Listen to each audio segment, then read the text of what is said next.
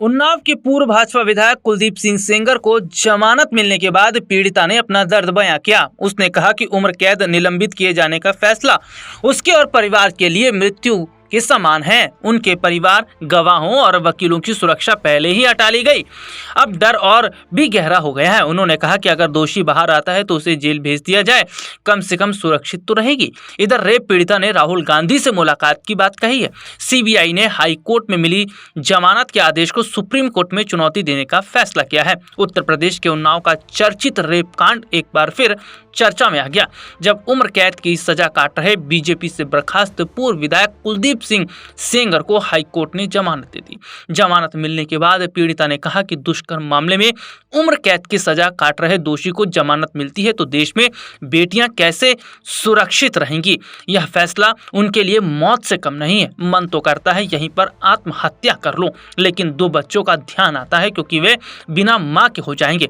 ऐसे दोषी व्यक्ति को तो सीधे फांसी की सजा देनी चाहिए। इस सरकार में दरिंदगी बहुत ज्यादा हो गई है।